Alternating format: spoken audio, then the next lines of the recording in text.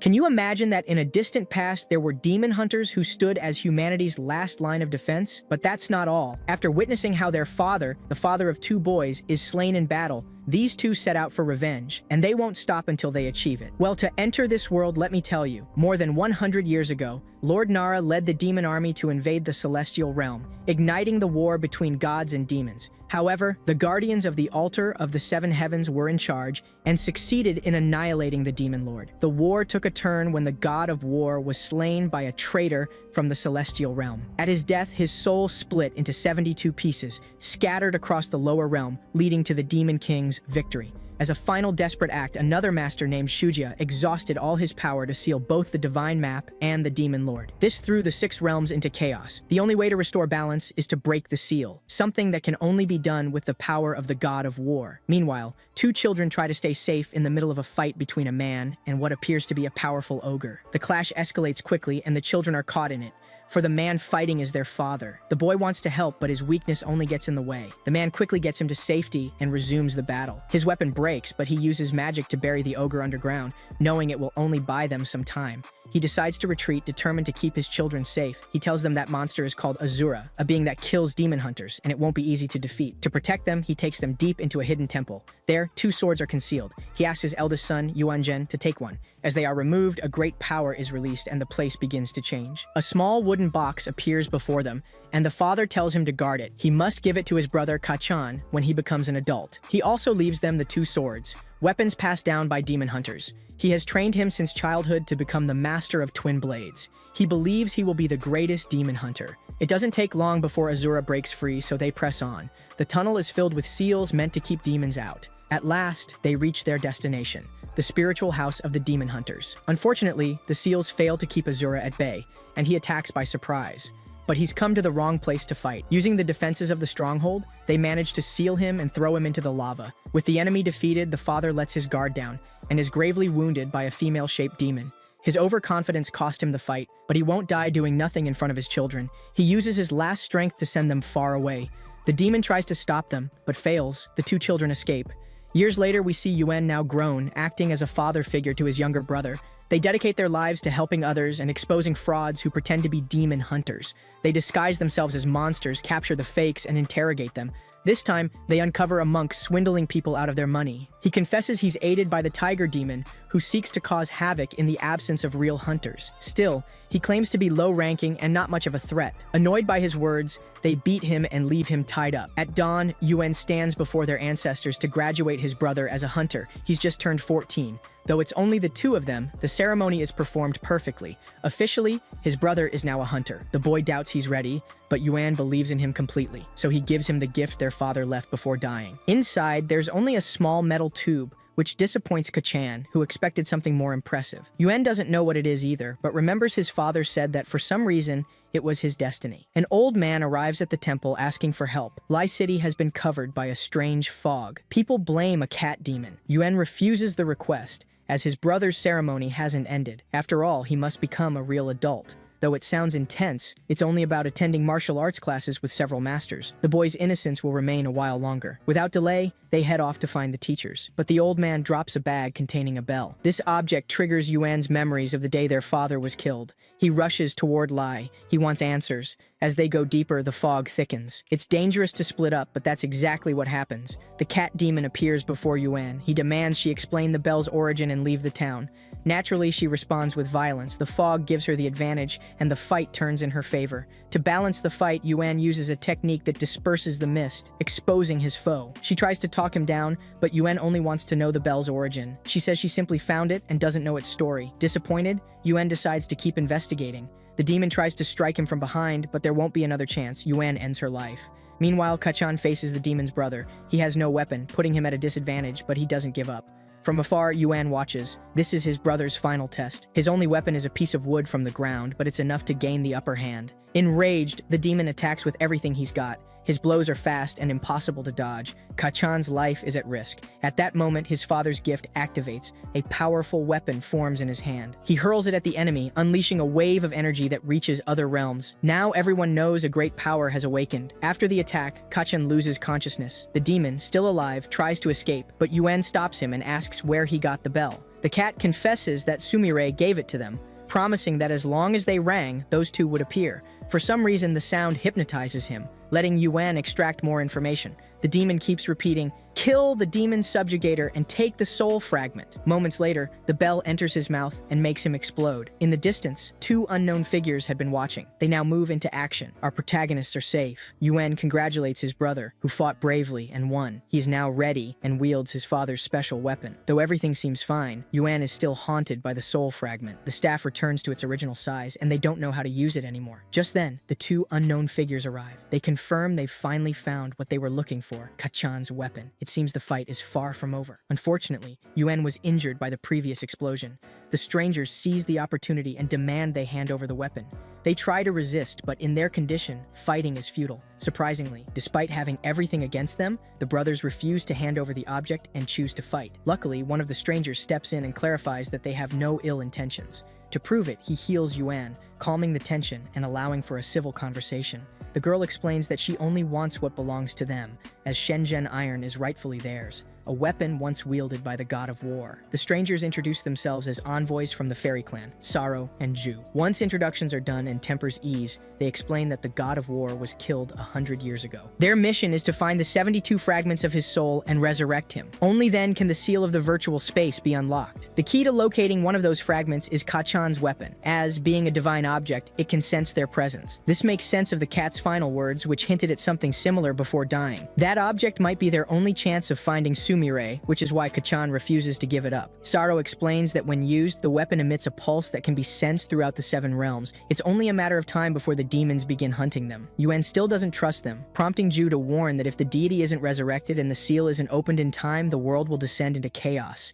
If the demons break the seal first, their army will be unleashed and all will be lost. Kachan agrees to cooperate. After all, he dreams of a better world. He places his trust in them and hands over the gift his father left him. Yuan trusts his brother, so he supports his decision. He knows giving up the weapon lowers their chances of finding their enemy, but at least his brother will be safe. Just as they're about to leave, Ju halts them, claiming they've handed over a copy to deceive her. But when Kachan touches it, the weapon regains its power, proving only he can wield it. Saro explains that Shenzhen hasn't been used for 100 years, so only a pure heart can awaken it. Kachan is now its rightful owner. They don't just need the weapon, they need the boy. Of course, there is another way: kill the current wielder. Yuan wonders if this is what his father meant when he said the weapon was Kachan's destiny. With no other choice, they agree to join and aid their new allies. With the help of his brother's powers, Yuan will search for the soul fragment. Meanwhile, the demons prepare to act. They know the protagonists are on the move. To fulfill their plan, they force a woman to do the dirty work, or her sister will pay the price. The next morning, arguments continue. Ju is irritated by the brothers' lack of manners,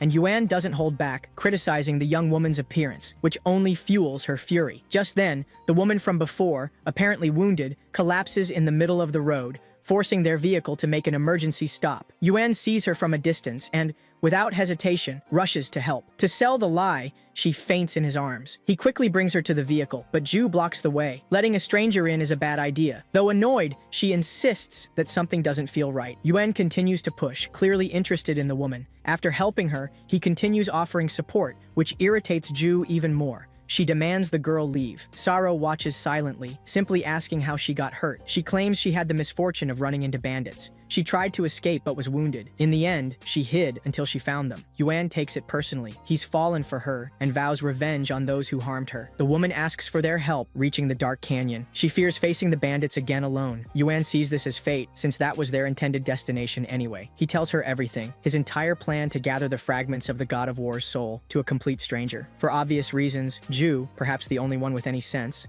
scolds them. This information is perfect for the woman, who is merely waiting for the right moment to act. Saro suggests they rest and head for the canyon the next day. Once alone, the brothers ask her name, Ziying. That night, while they sleep, the woman attempts to steal the weapon. Unfortunately for her, Saro walks in pretending he's in the wrong room, though it's clear he suspects her. By morning, another argument erupts, as expected. When they ask for Ziying, They're told she vanished without a word. To make matters worse, Shenzhen is gone too, unsurprisingly to Saro. Ziying meets the captors holding her sister hostage. They recognize her as the world's greatest thief, Miss Purple. They had tasked her with finding the Shenzhen. But since it vanished 100 years ago, even she believed it was a myth. The demon confirms the weapon is real. It had only been dormant, but now its power has resurfaced, because the one who wields it is a fragment of the God of War's soul. Such a powerful object could obliterate everything around it. She can't even imagine what Shenzhen looks like, said to be the most powerful weapon in the stellar realm. If she manages to obtain both, all demons on Earth will obey her. Resistance is pointless. Obedience might at least keep her alive. Her sister begs her not to do it, reminding her of her promise to never steal again, but it's the only way to save her. Even so, Ziying warns, if they harm her sister, she'll destroy them, even if it costs her life. The demon promises the sister will be fine, though he hints that if she's late, the girl will suffer. Zhu scolds Yuan for saving a liar who even stole Shenzhen. She calls him a fool for falling for her. Upon reaching their destination, Saro says both the thief and the weapon are near. They can sense Shenzhen's signal. Yuan is immediately eager to go after them. Ziying and the demon make the exchange, Shenzhen for her sister. Xian apologizes for venturing alone into the valley,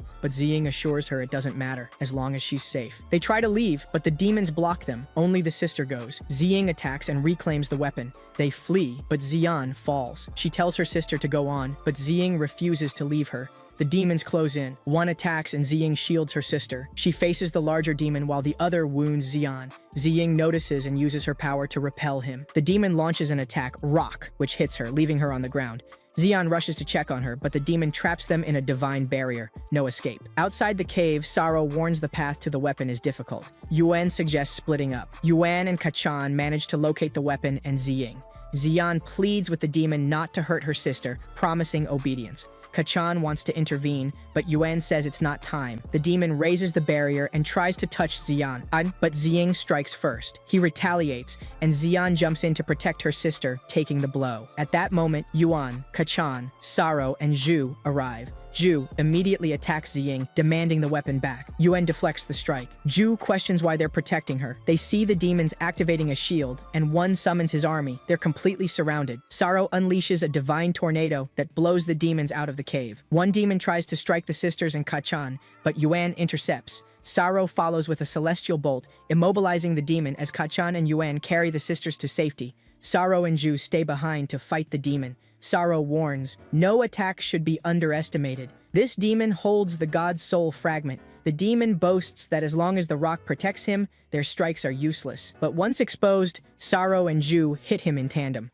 Zhu asks if that truly is the Almighty's soul. Saro nods. Outside, Yuan realizes Xian is still breathing. She can be saved. Suddenly, the demon returns and attacks. Kachan stops him. A brutal battle begins. Both brothers are injured. The demon traps Yuan in a shield and petrifies him.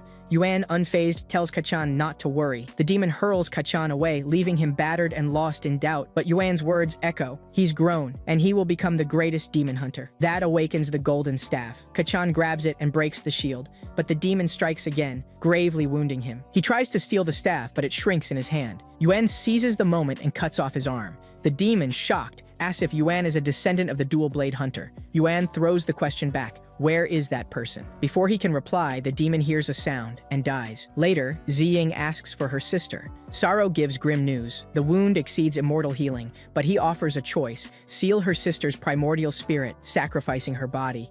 Ziying agrees instantly.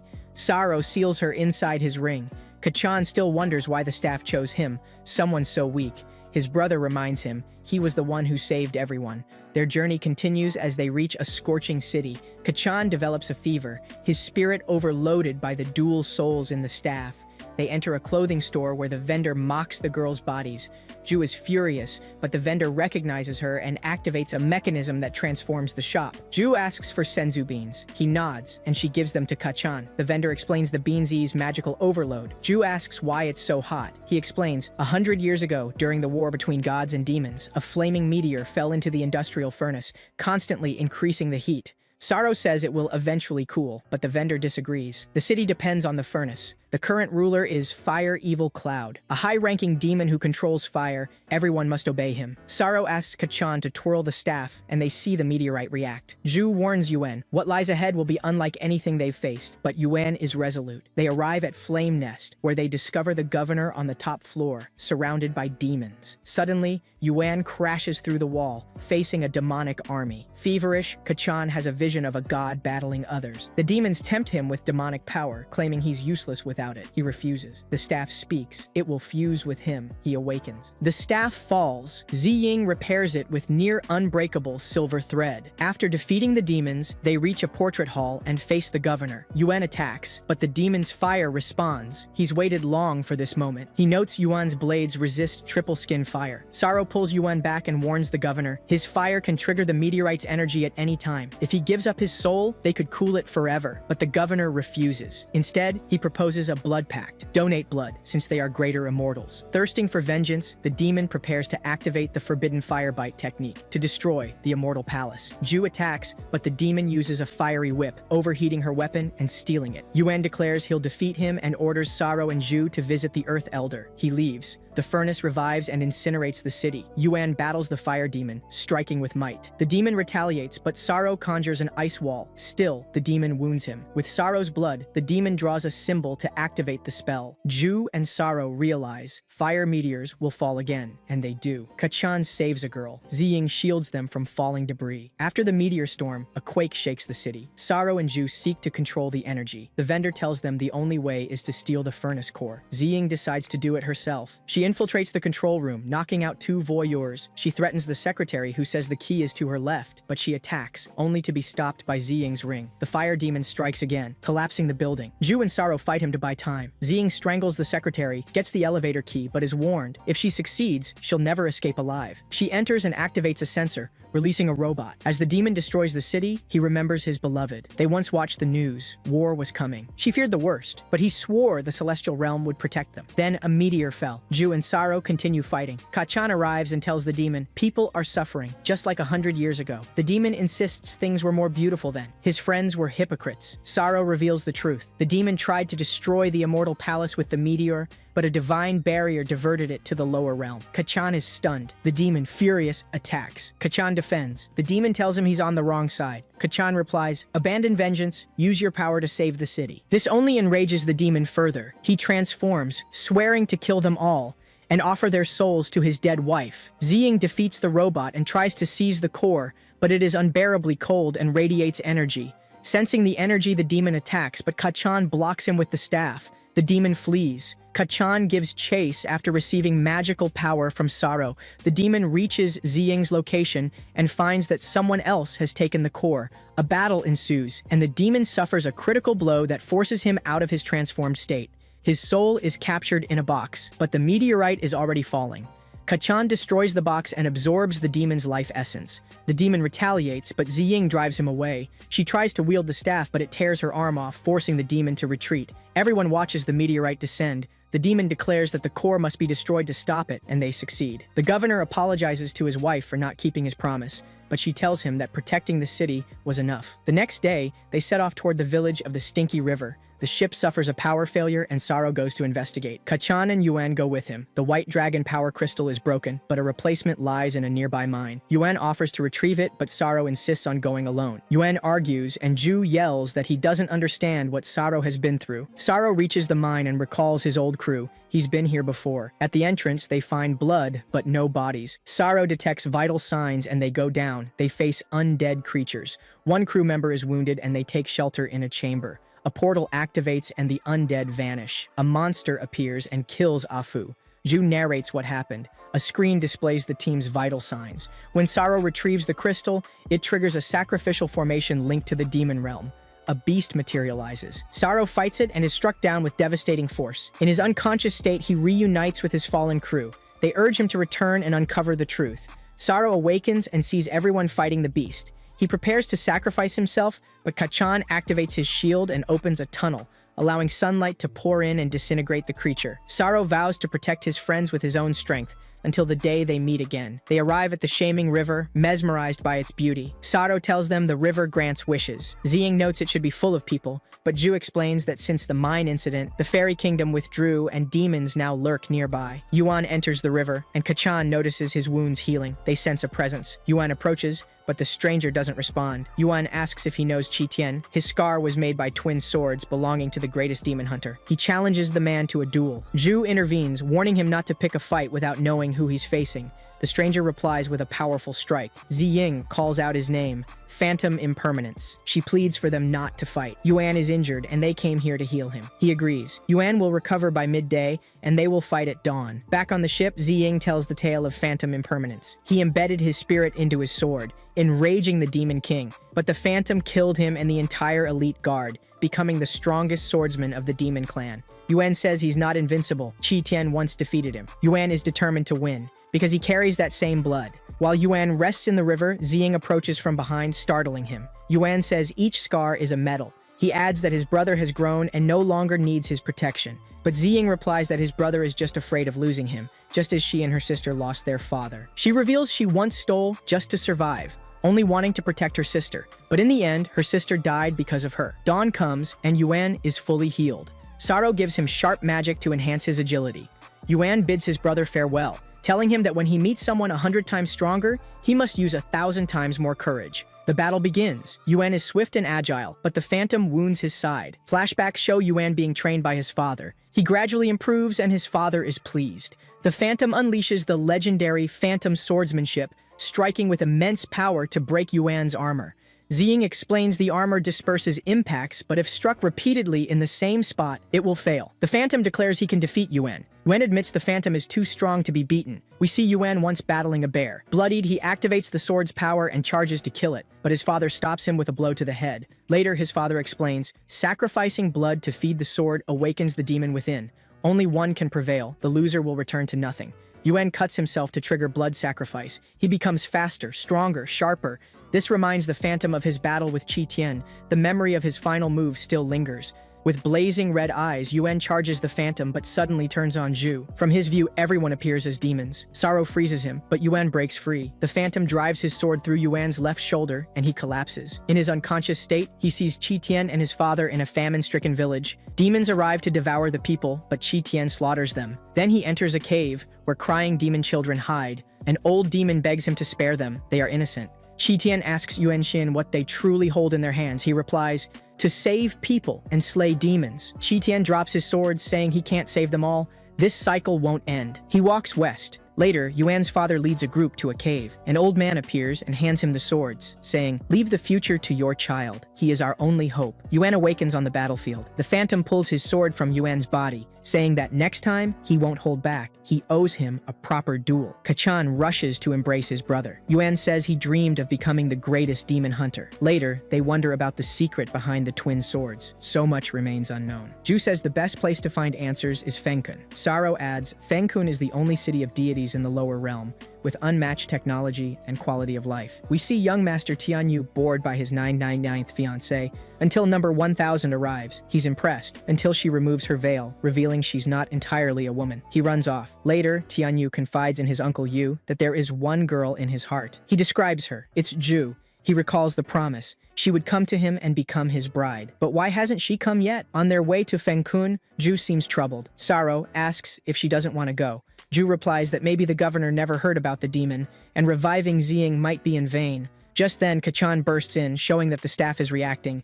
Everyone is excited, but Zhu looks displeased. They arrive at the city and pass the security checks. An announcement states the young master will marry in 3 days, and the festival begins immediately. Zhu is irritated and heads to the ceremony. Along the way, she questions a woman about the bride. Guards arrive and invite them to the palace. The young master has prepared a banquet in their honor. Everyone eats except Zhu, who has no appetite. They finally meet the young master, who reveals the bride is Zhu. He had registered her information to automatically trigger the festival upon her arrival. Everyone is shocked. He asks if she forgot their promise. We see the flashback. Boys bullying Tianyu, and Zhu stepping in to protect him. He promised to buy her all the peach ice cream she wanted. They made a promise. Zhu explains things weren't as he believed. She was behind the bullies. It was all to get free food and sweets. Her idea. The young master says it doesn't matter. He gave her his heart, and now the promise has been fulfilled. Suddenly, the staff pulses again. Zhu decides to wait until the wedding to confront Emperor Chongyan.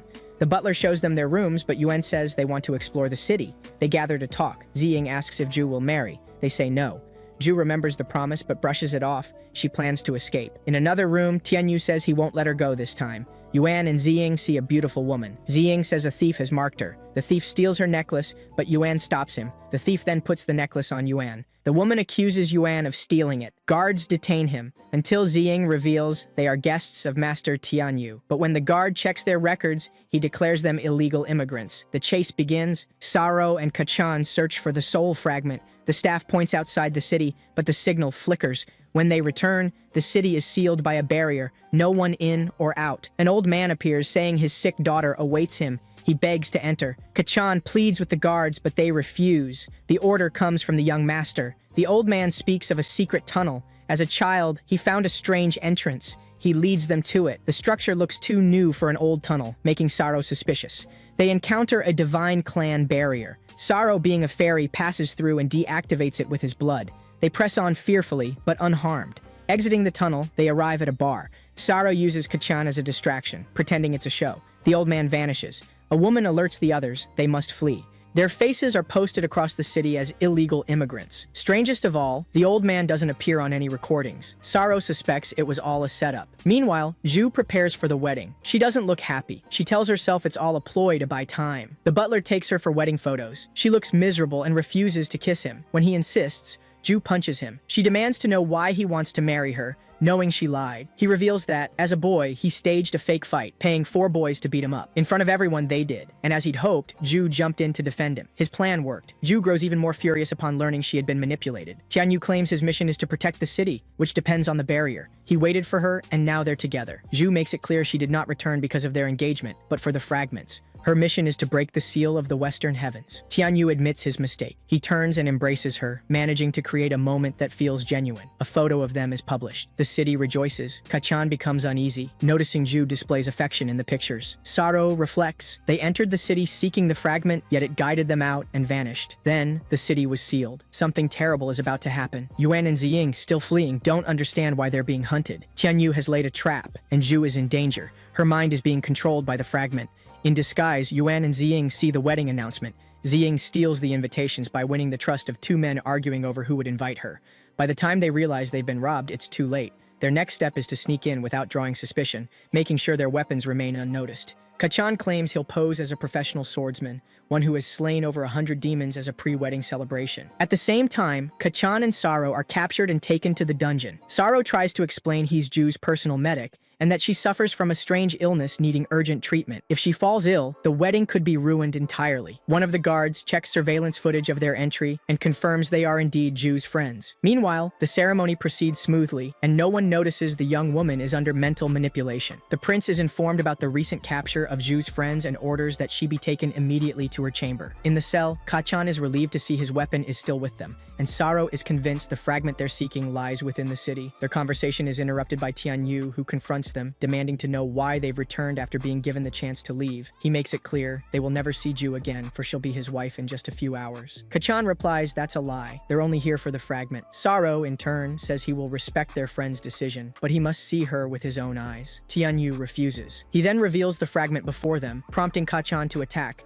but the enemy easily overpowers him. Saro tries to step in but is struck and hypnotized with the use of a magical device. Tianyu then focuses on Kachan, traps him with his power, and attempts to control his mind. However, during the absorption, a voice interrupts the process. Kachan's power surges suddenly, and he becomes the one draining energy from his enemy. A voice echoes, "That mortal's body already has an owner." The vision leaves Tianyu shaken. He nearly loses control of his very soul. Fearing something worse, he decides to leave the boy alone and departs, though not before ordering Saro to attack. Thus begins a battle between 2 friends. Despite everything, Saro doesn't respond. With no other option, Kachan strikes him until he's unconscious. The pressure on the boy is overwhelming. He's alone, lost, blaming himself for his weakness. As he drowns in guilt, a voice speaks to him, asking what he's truly afraid of. Suddenly, he finds himself in another place, the realm of his own consciousness, which also serves as the prison for his power. Kachan's strength is immense, so much so that the weapon he carries acts as a seal, binding both him and his essence. The voice asks if he's forgotten who he truly is, but Kachan denies it. He will never be a monster. He doesn't care who he used to be, now he is a demon hunter. He attacks the shadow, causing himself to plummet into the void. Fortunately, he wakes up in time. Still not fully understanding what's happening, he puts his plan into motion. He cries for help, claiming his friend is dying and a curse is about to explode, threatening to destroy the entire prison. The guard falls for the trick. Kachan knocks him unconscious and escapes, promising Saro he'll return for him. The problem is that, though he's out of the cell, the prison is a labyrinth. While searching, a man in another cell offers help in exchange for his freedom. He says this is his city, and he is Emperor Chongyan. He was imprisoned in a trap set by his own son, who usurped power by lying to the people, claiming the emperor was in seclusion, when in truth he was locked away. Chongyan also recognizes Kachan's weapon, lending credibility to the young warrior's story. Meanwhile, Tianyu continues his plan of usurpation while keeping Zhu under his control. Kachan, using his weapon, breaks the locks and fully frees Chongyan. He explains that he and his companions, alongside two immortals, are demon hunters gathering fragments of warrior spirits. He pleads for help, as the Emperor's son has taken one of their friends hostage. The Emperor agrees. It's time his son faced justice. Guided by Chongyan, they sneak through the palace undetected, reaching the wedding venue. But they're discovered, and one of the guards recognizes Kachan. They also find Chongyan, but Yuan and Ziying arrive just in time to save them. After reuniting, Kachan introduces them to the master they've been seeking, Emperor Chongyan. They hadn't found him earlier because his own son had imprisoned him. Regarding Saro, Kachan explains his mind has been washed with dark magic. This could also explain why Zhu agreed to marry Tianyu. The Emperor confirms it's the effect of a mind control spell bound to the fragments. Yuan shows his weapons and asks if the Emperor recognizes them. Chongyan confirms they are slaying twice, forged from dark steel, proving his identity. Ziying remains uneasy. She senses something is still wrong. Now disguised, they enter the wedding pretending to be guests. Finally, the event begins, and the entire kingdom watches. The butler welcomes the attendees as the heroes blend into the crowd. Their plan is clear: rescue Zhu and stop Tianyu. They must also save Saro, but Kachan realizes he's already part of the ceremony, likely as part of the prince's scheme. Still, having everyone in one place makes the mission easier. The Emperor explains he can't give direct orders. Tianyu has used magic to control the army. The only alternative is to challenge him to a duel. By tradition, he must accept. First, they'll reveal the Emperor's identity to sow confusion and seize the moment to save their friends. Tianyu appears alongside Zhu to begin the marriage. As the butler reads the vows, Yuan interrupts the ceremony, declaring that Zhu does not wish to marry him and challenging him to combat. The guests whisper that Yuan is there to steal the young prince's bride, but Yuan insists this is a duel of honor. By tradition, it must be accepted. The duel begins. The crowd is thrilled. Yuan is portrayed as a madman in love, while Tianyu is the confident prince, backed by the power of love. Most bet on the prince. After all, Yuan is just a human. As they battle, the others execute their part of the plan. Ziying tries to reason with Saro, but he doesn't respond. She even hits him, trying to snap him out of it, but it's useless. The prince notices and commands him to fight. The situation escalates quickly. Fortunately, Yuan proves strong. Any slight distraction from the prince could cost him the match. Tianyu can't understand how a mere mortal can match him, but now he gets serious. His weapon's speed and range increase, placing Yuan at a disadvantage. Kachan tries to speak with Zhu, but the Emperor explains she can no longer hear him. Under the spell, she's become a walking corpse. Yuan is in danger. The prince's weapon causes status effects and begins to freeze him. If they don't act fast, his blood will turn to ice. But they must trust him. The fight continues, both opponents growing increasingly enraged by each other's resilience. Despite everything, Yuan is still at a disadvantage. His body keeps freezing. Victory seems impossible. The crowd cheers what they think is Tianyu's win, but Yuan won't give up. He'll show what humans are capable of when they break their limits. The ice melts from his body and the fight evens out. Fire and ice, the two most powerful elements, clash in the most epic of battles. The duel transcends the limits of humanity, tearing apart much of the stage. When the smoke clears, both fighters are exhausted, unable to continue. Kachan seizes the moment and reveals to all that Tianyu is a fraud. He declares that the prince imprisoned the emperor to usurp the throne and manipulated the people with dark magic. Chongyan steps forward, confirming everything. His son has committed treason, even forcing Zhu to marry him with sorcery. He orders the soldiers to arrest the traitor. Cornered, Tianyu lies, claiming his father is possessed by demons, but no one believes him. He chooses to face them all, freezing the crowd. Only Yuan remains standing, resisting the weapon's power. Tianyu begs him to stop. They must think of the kingdom's safety. Yuan knows the only way to ensure that is to kill him, but to his shock, the Emperor rises, releasing a dark energy. From it emerges the one person Yuan hates most. It turns out that to protect the fragment Tianyu carries, the Emperor sealed a demon inside his own body. But the entity had only pretended to be imprisoned. It was the Emperor himself who had ordered his son to lock him deep within the dungeons. Though he warned that using his own body as a seal was dangerous, he did it to protect his people through a magical barrier. That was the real reason for his confinement. And now, Yuan burns with fury, because that woman is the one who killed his father. Blinded by rage, Yuan attacks immediately, but the woman uses Kachan as a shield. She controls him like a puppet, manipulating him with dark threads that make it nearly impossible for Yuan to fight. Fortunately, Tianyu is also against this enemy and is willing to help, but the woman warns him his opponent will be someone else. In the battle arena, the old man who helped them enter awaits. His body begins to change, revealing himself as Azura, the demon Yuan's father once faced years ago. With a single blow, he sends the young warriors flying. If they want to survive, they'll have to fight together. Kachan can only watch, still trapped under the enemy's mental control. Unable to break free, he becomes a helpless spectator. The monster faces the two warriors, who strike with everything they have, but their weapons can't harm it. To turn the tide, the prince fuses the soul fragment into his weapon. Its power surges, and at last, they manage to wound the demon. There is hope for victory, but everything changes when Azura attacks Zhu. He lunges like a beast, and Tianyu, moving with lightning speed, throws himself between them. He manages to injure the enemy, but receives a devastating wound himself. Yuan seizes the moment and finishes the job. Azura is defeated, at last. Mortally wounded, the prince apologizes to Zhu. He only wanted to protect her, though he admits that keeping her by force was a mistake. With tears in his eyes, he confesses he truly wanted her to be his bride, but he won't live to see that future.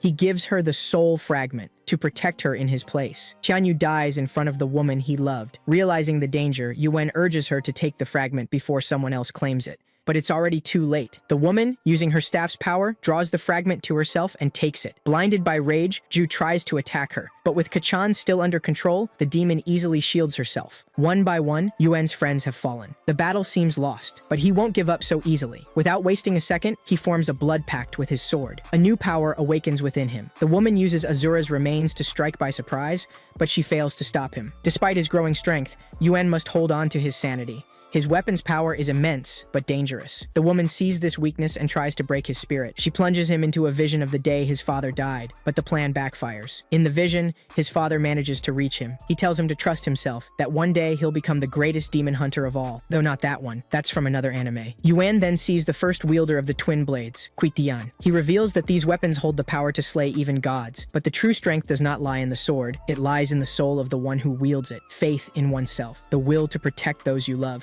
That is the true power of the chosen hunter. With this knowledge, Yuan unlocks his full potential.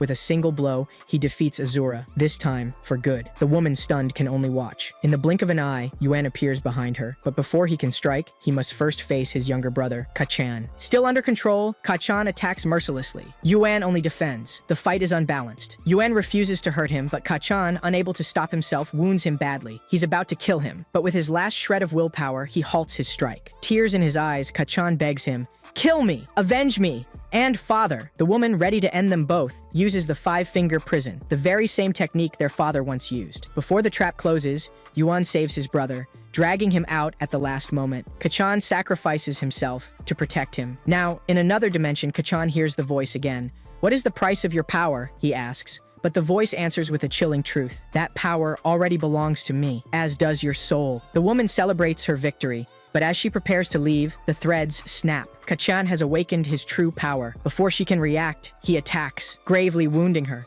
With a single blow, he shatters the spirit that once controlled her, but he also collapses unconscious from the immense power he unleashed. Finally, the Emperor awakens, this time free of all manipulation, and he witnesses the ruin left behind. Days later, a farewell ceremony is held for Prince Tianyu. All mourn the death of the young man, who is buried surrounded by loved ones. From afar, Yuan watches. He survived. He avenged his father, but the price was steep. Far too steep. His mission is not over. The Emperor summons them and tells them their next destination is Mount Zumi, in the legendary Land of Happiness. There, they'll find the answers they seek. After all, that mountain is the cradle of the gods. But the path will be perilous. The demons have corrupted the world. Even the ancient guardians have fallen.